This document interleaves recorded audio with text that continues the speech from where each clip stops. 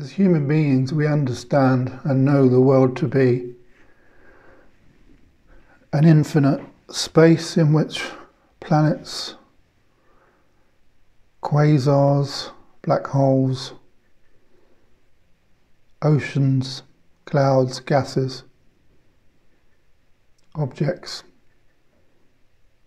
matter, energy, dirt,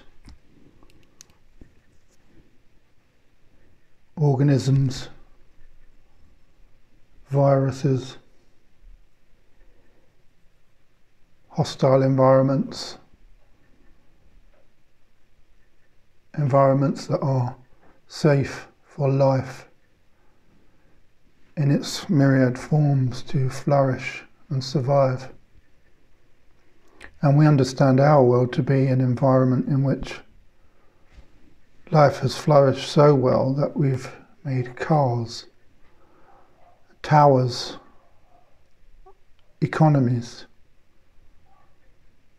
lives, stories, soup, cooked other species for our very survival, domesticated animals. Sometimes we've coexisted with other objects, and sometimes we've dominated other objects, and sometimes other objects, other animals or species have dominated us. And we would probably all agree by the year 2020 that we are the world's most aggressive predator. So much so that we've fought and continue to fight wars against each other in tribal disagreements, clamours for power and prestige. Our structures and our hierarchies and our politics readily identify the need for superiority, which brings with it the ever-present need for that which the superior considers inferior. And the over 7 billion people of this planet live with a sense of being a subject in this vast array of separated individual parts vying for attention, esteem, regard, meaning, definition, purpose, integrity, dominance. And we seek these as a movement away from their very opposites. As we've said, inferiority, no esteem, low worth, and finally a sense of emptiness and alienation. Every effort, every act of seeking seeks to overcome this dissonance between our expectations and our intentions on how wonderful life could be. Our modern mechanisms, the most rapacious addiction we know, success and comfort, our really fragmented desires for the cumulative effect of all desires, and that is to know happiness and peace and beauty at any, and if so, every given moment. We're all seeking happiness and peace. Those words are used synonymously here. So here we are, listening to a voice describing such, expressing and creating, pointing out in a language we know well, we would call our language, my language, we attempt to follow and understand and grasp and control, so that in these same very moments we can experience this same ever-present desire for happiness, peace, and simple, prosaic beauty.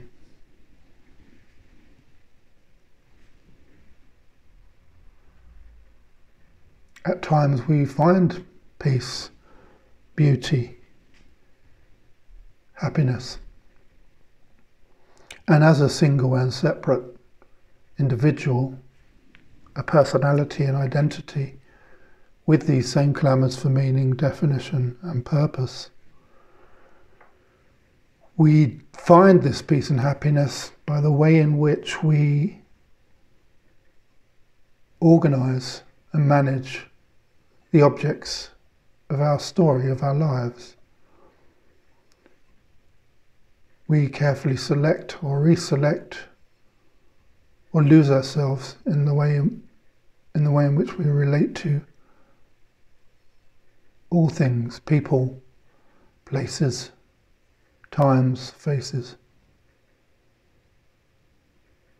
We try and escape a terrible past, or we work on our terrible past, both to bring about a pleasant presence and hope for the future. We modify along time's line.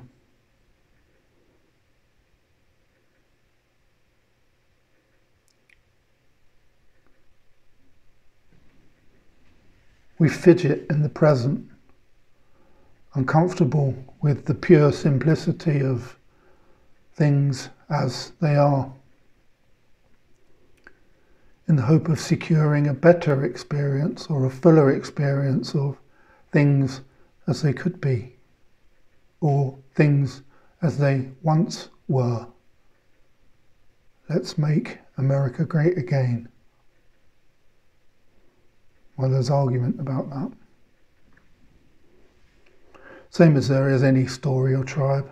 I'm just pointing that one out because it's a current and familiar theme. And here we are tonight, coming together with the expectation that we may meditate and find a nub or space of peace, a sense of being, so we can return once more to the acts of doing later or tomorrow, and hope to do it better next time.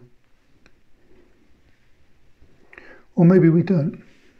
Maybe we are here because we have fully realised and embodied that here is all there ever is, and the knowing of here. And this direct path to the knowing of peace, happiness and beauty takes no distance to travel to realise. If we simply apply the inquiry for ourselves, am I aware? If we answer for ourselves when we ask that question without the use of words, so ask yourself now, am I aware? And it took no time to answer the question. In fact, there was no time or space to answer the question. The knowing of the answer was readily present. In fact, it wasn't an act of cognition. The inquiry, the question wasn't applied, and we rifled through a mental dialogue to find the answer. The answer was recognized as already true. In fact, ought be known as always true or absolutely true. So are we saying that we believe that we are aware? Have we had to apply a set of concepts or apply faith or scripture or understanding? Have we had to work through a difficult past or completed an assignment or plan to come to the answer of am I aware? Or is awareness, or a more loftier term, consciousness, obvious? It's obviously obvious. And how do we know we are aware? We are aware of being aware.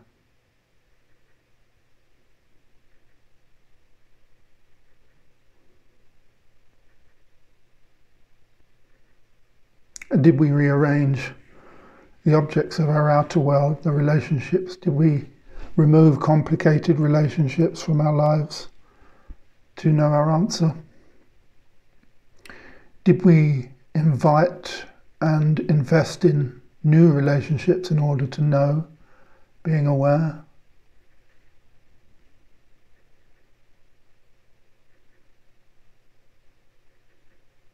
Or is this obvious and apparent self-awareness clear, luminous, being expressed through an apparent body and mind? Is this consciousness, this awareness, limited by the expression of these words and the struggle with these words?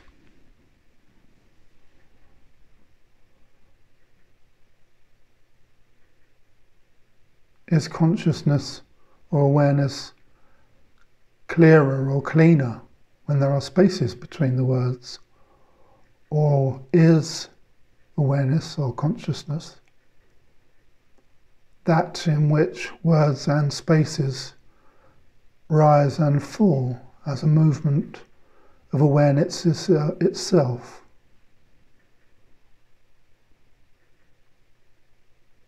Is awareness undivided?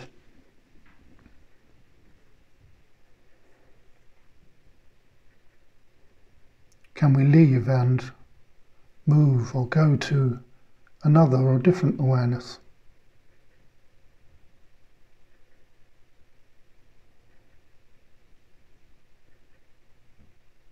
Or is there a oneness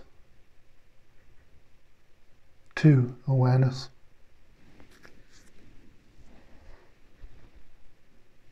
This awareness, this consciousness, this beingness is a unified field in which all objective experience is known and comes and goes or rises and falls, and we share this same consciousness. It is the identical experience for each of us. And here, capital H, is where we have always been. It's heaven here.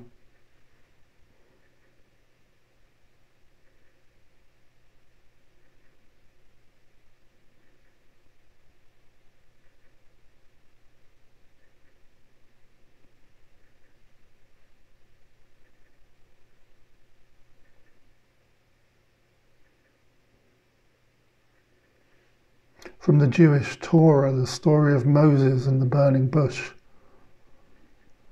recounts a dialogue between Moses and absolute beingness, in which Moses, the spiritual seeker, asks of beingness, "Who are you? What's your name?"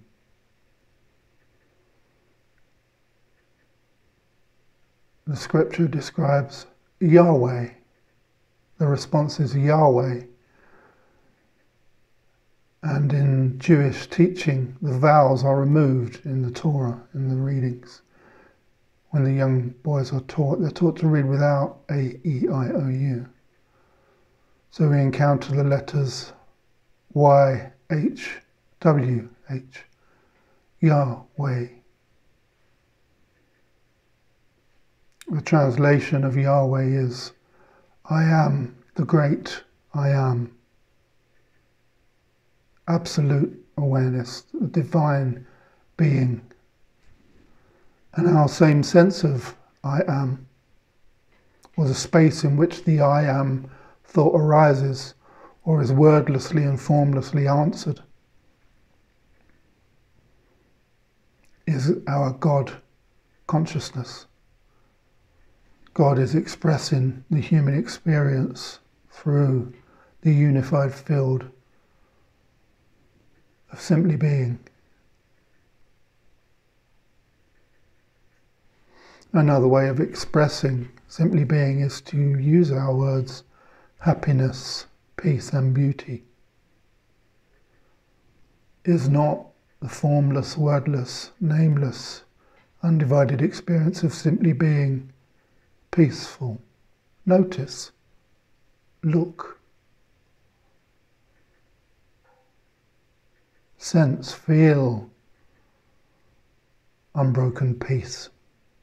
Be unbroken peace. Is not the formless, shapeless, undivided space in which the I am arises.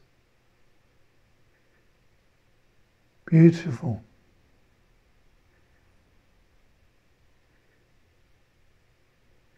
With no objects to limit that sense of beingness. No descriptions, not even words that fit, so that we can articulate and use thinking to understand, which is just another form of mental control. Beingness. The ordinary, profound, simple beauty of just being is clear, luminous. And the word divine, or maybe blissful or ecstatic, but also prosaic and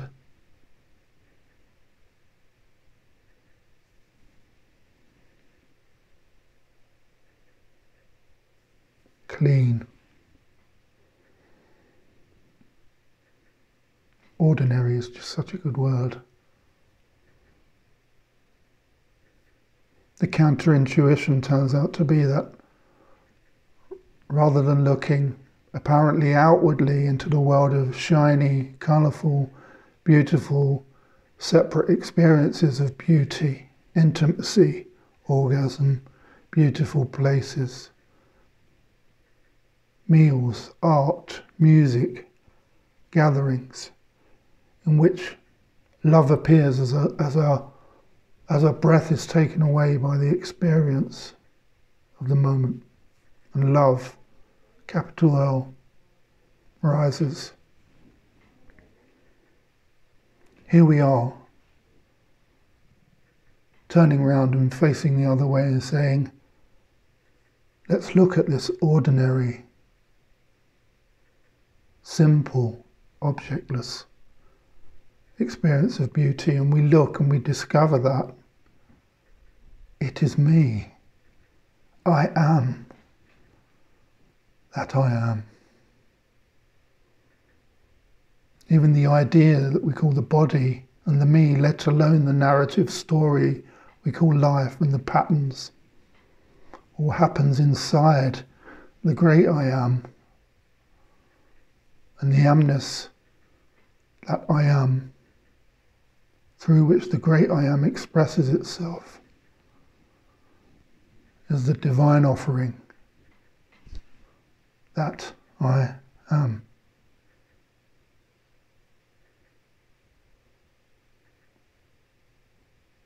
Be knowingly this given, unearned light.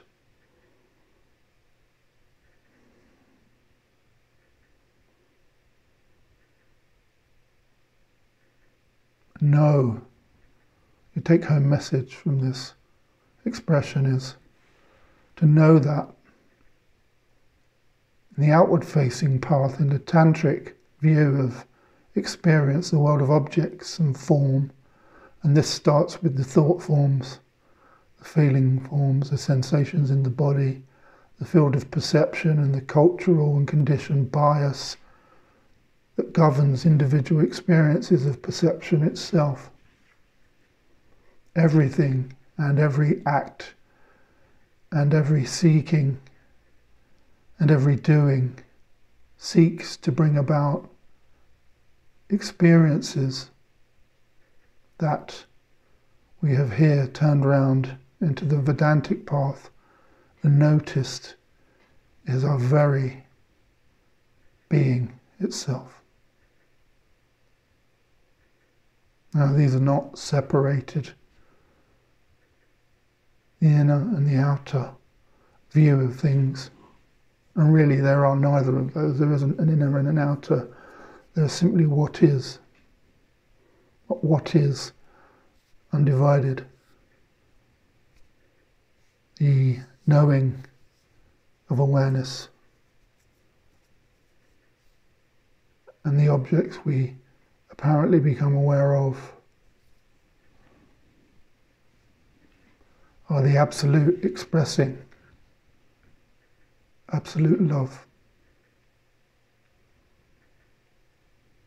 in all its complexities and colours and contours and calamities and conundrums and catastrophes.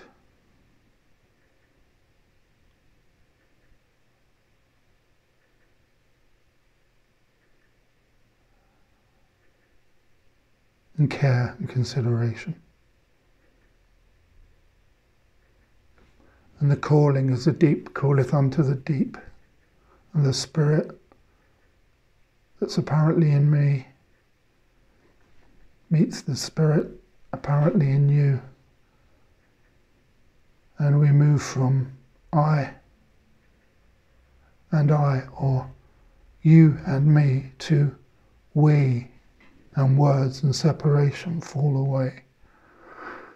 And the emergent experience that we cannot name, we call love. Spiritual experience or God consciousness knows itself.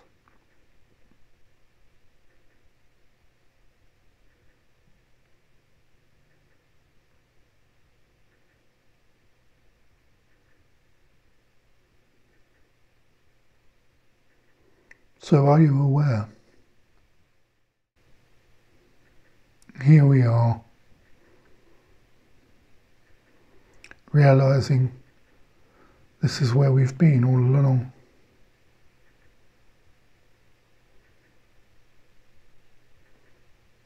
And that without the use of thoughts and words and external objects.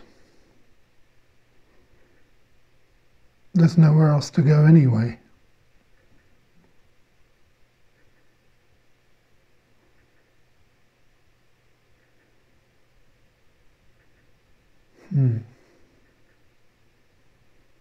The waters are warm. And the way is wonderful.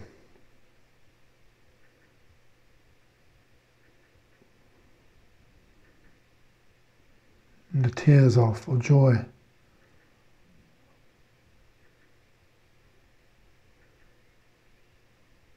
And the garden glows.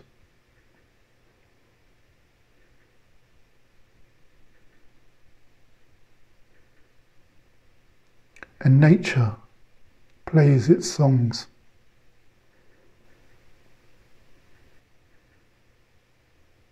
And I am that I am.